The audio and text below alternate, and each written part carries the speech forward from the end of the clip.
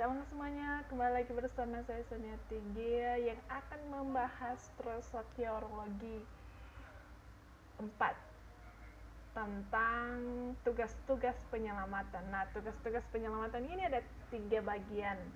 Yang pertama, nabi, yang kedua, imam, dan yang ketiga, kerajaan. Karena sebelumnya kita telah membahas tentang nabi, maka sekarang kita akan membahas tentang imam dan kerajaan. Nah, terminologi dari pengertian imam sendiri, yang pertama itu kohen, seorang yang berdiri mewakili Allah untuk melayani, dan hieros, seseorang yang menyerahkan dirinya kepada Allah. Dan ada di dalam Lukas pasal 1 ayat 5. Latar belakang dari perjanjian lama ini, di mana imam sendiri yang menyelenggarakan korban penghapusan dosa di mezbah bakaran di dalam Imamat pasal 4 ayat 5 dan 7. Dan dia juga yang menyelenggarakan korban ukapan wangi-wangian sebagai perantaraan manusia di mezbah Tuhan di dalam Keluaran pasal 30 ayat 7. Nah, di mana imam ini adalah salah satu orang yang menjadi perantara bagi bangsa Israel tersebut, di mana mereka tidak bisa memberikan korban kepada Allah. Jadi imam adalah salah satu yang menjadi perantara, di mana imam ini bertugas untuk memberikan persembahan kepada Allah. Nah, dari kualitas imam sendiri ada beberapa bagian, yaitu haruslah seorang manusia, ia harus ditetapkan oleh Allah, dan ia harus kudus atau suci secara fisik maupun moral.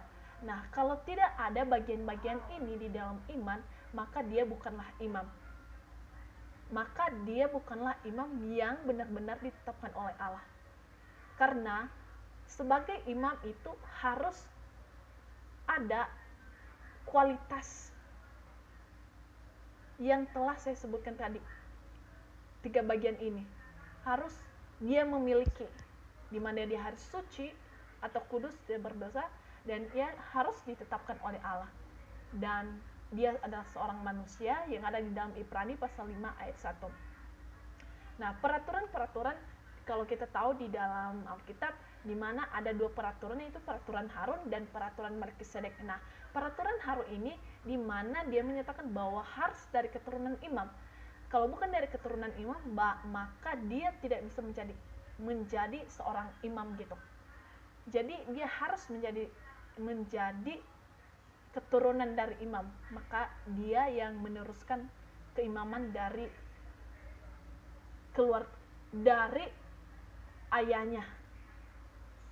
Nah, peraturan Melkisedek ini di mana ada di dalam Kejadian pasal 14 ayat 18. Nah, definisi dari seseorang yang ditunjukkan untuk mewakili orang lain dalam hal ini berhubungan dengan Allah. Nah, Yesus Kristus sebagai imam. Nah, kualitas dari Yesus Kristus memenuhi semua ketentuan yang ditetapkan sebagai seorang imam. Kalau kita bahas tadi, di mana ada 3 kategori yang harus ada di dalam imam tersebut, di mana ia adalah manusia, ia ditetapkan oleh Allah, dan ia dikuduskan suci, tidak bercela.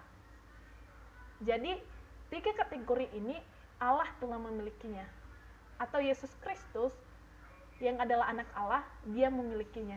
Dia sebagai manusia 100%, dan ia ditetapkan oleh Allah sendiri, dan ia dikuduskan dan tidak berdosa atau suci. Nah, peraturan yang dibuatnya sebagai imam, hubungan keimaman Harun dan Melkisedek yang ada di dalam Ibrani pasal 7 ayat 11 sampai 25. Nah, peraturan dari Melkisedek ini atau Allah sendiri yang menetapkannya. Kita tahu bahwa Melkisedek adalah Allah yang menetapkannya, lebih tinggi dan menggantikan peraturan Harun. Jadi peraturan dari Melkisedek ini lebih tinggi dari peraturan yang ada di Harun gitu. Kristus sebagai imam setelah Melkisedek. Nah, hal ini menyatakan bahwa Kristus adalah imam. Bukanlah memperbaiki peraturan Harun, tetapi merupakan ketetapan atau peraturan yang baru sama sekali, di mana anak Allah sendiri adalah benar-benar imam yang sama seperti Melkisedek. Nah, peraturan Harun menetapkan banyak korban persembahan, sedangkan peraturan Melkisedek hanya satu. Di dalam Ibrani pasal 10 ayat 11 sampai 14. Nah, peraturan Harun menuntun persembahan umum dan persembahan imam. Sedangkan peraturan Melkisedek menuntut persembahan umum saja. Jadi dia tidak menuntut persembahan imam. Nah, pekerjaan sebagai imam di mana ada beberapa poin yang harus kita ketahui. Menuntaskan pekerjaan, keunikannya ia sebagai pembawa persembahan atau nabi dan sebagai korban persembahan atau domba Allah. Yang kedua, kesalahan doktrin dari persembahan berkesinambungan. Bukti dari kesalahan teologi ada beberapa bagian, tetapi hal ini kita tidak bahas karena saya yakin dan percaya bahwa saudara sudah mengerti dan memahami akan hal ini. Nah, sekarang kita akan membahas tentang kerajaan. Tugas sebagai raja. Nah, konsep dari kerajaan dalam Alkitab yang diistilahkan, yang digunakan bahkan dapat diartikan sebagai lingkungan yang anggung. Jadi mengacu kepada 3 pemikiran atas kebangkitan, realm, dan subjek yang biasanya dihubungkan di dalam Matius pasal 6 ayat 10 dan Kisah Para Rasul pasal 1 ayat 3. Dan ada juga di dalam Wahyu pasal 1 ayat 6. Di mana di situ ada pemerintahan, wilayah, dan kerajaan. Nah, bentuk-bentuk dari kerajaan di dalam Alkitab, yang pertama teokrasi. Teokrasi di dalam Keluaran pasal 19 ayat 6, 1 Samuel pasal 8 ayat 4 sampai 9. Dan tujuan awal dari Allah adalah bahwa ia menjadi raja atas Israel. Tetapi dengan berlalunya waktu, ia mengizinkan perubahan dengan risiko bangsa Israel menanggung konsekuensinya, di mana Allah sendiri yang menjadi raja atas bangsa Israel. Nah, bentuk ministerial atau inter-advent di dalam Matius pasal 13 ayat 1 sampai 52. Nah, bentuk kerajaan ini ada pada masa di antara kedatangan Kristus, yaitu anaknya itu Yesus Kristus sendiri. Manifestasi korporasi di dalam 1 Tesalonika pasal 2 ayat 12 dan 2 Tesalonika pasal 1 ayat 5. Dalam hal ini gereja adalah aspek dari tujuan kerajaan Allah yang lebih luas gitu. Jadi ini menceritakan tentang gereja. Nah, bentuk dari kerohanian ini yang membahas tentang perseorangan. Di dalam Yohanes pasal 3 ayat 3, dan bentuk mesianik atau teokrasi, kerajaan di masa 1000 tahun, yang membahas tentang kerajaan di masa 1000 tahun di dalam Kisah Para Rasul pasal 1 ayat 6 dan Wahyu pasal 20 ayat 4 sampai 6. Dan bentuk dari hal ini yang berbeda dengan gereja.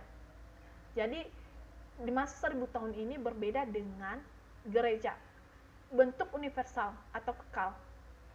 Di dalam 1 Korintus pasal 15 ayat 24 sampai 28. Nah, pernyataan nubuat tentang kerajaan ini, yang pertama bentuk kerajaan teokrasi di dalam Perjanjian Lama dalam Ulangan pasal 17 ayat 18 sampai 20, dan bentuk kerajaan rahasia masa kedatangan atau inter-advent, masa di mana kita menantikan kedatangan Tuhan Yesus yang kedua kalinya di dalam Matius pasal 13 ayat 1 sampai 52. Nah, bentuk kerajaan 1000 tahun atau mesianik, bentuk kerajaan kekal. Nah, bentuk-bentuk dari ini atau nubuatan kerajaan ini ada dibagi menjadi 4 bagian, teman-teman. Yang pertama, bentuk kerajaan teokrasi, bentuk kerajaan rahasia masa kedatangan inter-advent, atau bisa disebut juga kedatangan Tuhan Yesus yang kedua, dan bentuk bentuk kerajaan 1000 tahun atau mesianik dan bentuk kerajaan yang kekal di dalam Mazmur pasal 103 ayat 19. Nah, keterlibatan Yesus Kristus dalam kerajaannya yang pertama, dia adalah kepala gereja, di mana Allah sendiri adalah kepala gereja. Dan ia adalah Tuhan dari individu orang percaya. Nah, kita sebagai orang-orang yang percaya kepadanya, dia adalah individunya. Di dalam Yohanes pasal 20 ayat 28. Dalam bentuk kerajaan mesianik 1000 tahun, ia adalah raja atas Israel. Dan ia adalah raja atas segala bangsa. Di dalam Wahyu pasal 15 ayat 3 sampai 4. Sedangkan dalam bentuk universal, ia adalah raja atas segala raja dan Tuhan atas segala Tuhan. Jadi dia adalah raja di atas segala raja dan tidak ada raja selain dia. Dia Tuhan adalah di atas segala Tuhan. Di dalam 1 Timotius pasal 6 ayat 15 sampai 16 dan dalam Timotius pasal 4 ayat 18. Dan Yesus Kristus sebagai raja. Nah, hal ini dapat ada dua dikategorikan. Keberadaannya telah diketahui bahwa dia akan datang menjadi raja sebab sudah dinubuatkan dalam Alkitab. Nah, Yesus Kristus sendiri telah dinubuatkan bahwa dia akan menjadi seorang raja.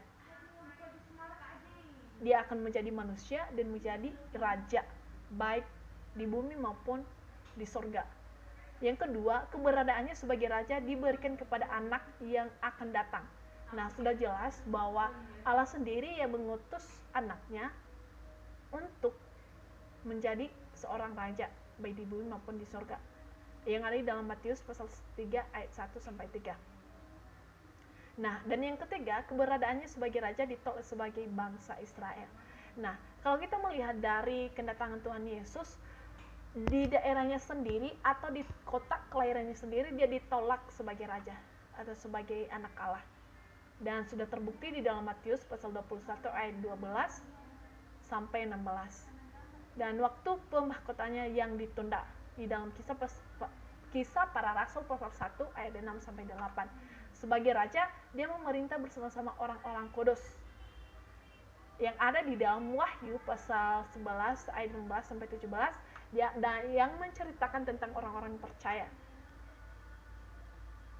Nah, oleh sebab itu saudara, sebelum kita menyelesaikannya, maka alangkah baiknya kalau saudara like, subscribe, dan share.